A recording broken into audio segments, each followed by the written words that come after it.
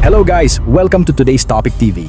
Pagnanakaw ng isang lalaki sa isang tindahan sa Baguio City, huli sa CCTV. Umaga pa lang noon nang maispatan ng kamera ang isang lalaki na hindi mo aakalaing magnanakaw pala dahil sa nakaporma pa ito, habang abala naman ang tindero sa pag-update ng kaniyang mga buyers online.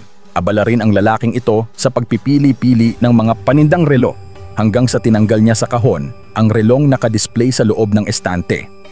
Kumuha muna ito ng tiyempo sa nakabantay at habang ang bantay ay hindi nakatingin, kinuha nito ang relo sa kapasimpleng ibinulsa sa kaniyang pantalon.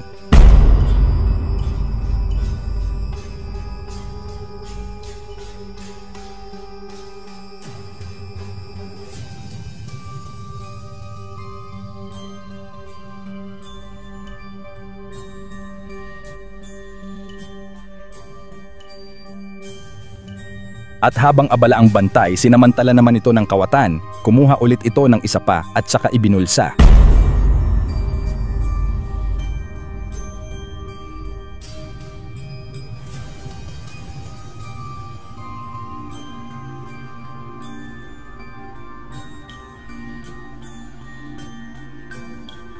Maya-maya ay di pa nakontento ang lalaki.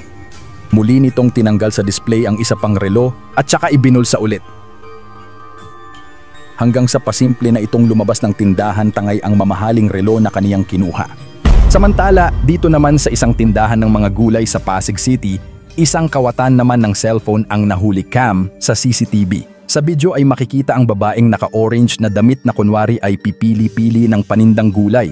Subalit iba pala ang pakay nito, kundi ang cellphone na nakalagay sa loob ng tray. Ipinatong nito ang kaniyang mga napiling gulay sa ibabaw nito.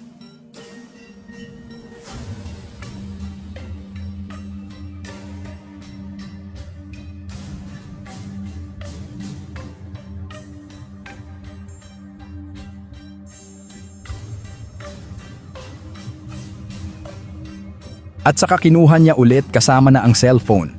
Tinakpan niya ito ng iba pang gulay. Lakas din ng loob ng babaeng ito dahil harap-harapan mismo ng may-ari kinuha ang cellphone. Hindi na nakita pa sa video ang mga sumunod na pangyayari. Subalit pakiusap ng may-ari ng tindahan na si Bunsoy Josie Viajeros Pasig sa lahat ng kanilang customer na chinat niya para humingi ng payment sa GCash o kaya ay uutangan kayo gamit ang account ng tindahan ay wag na wag niyo pong i-entertain dahil hindi po sila yan. Dito naman sa Kawayan, Isabela, sa isang tindahan ng mga gasol mag-aalauna ng hapon makikita ang isang lalaking nakamotor na biglang huminto sa may gilid nito.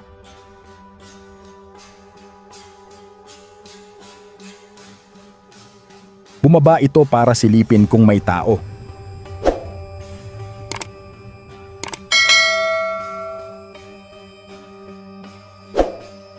Agad nitong binitbit ang isang tangke ng gasol nang makita niyang walang bantay at dali-daling tumakas. Kung sino man daw po ang makakapagturo sa taong ito ay magbibigay ng pabuya ang may-ari nito.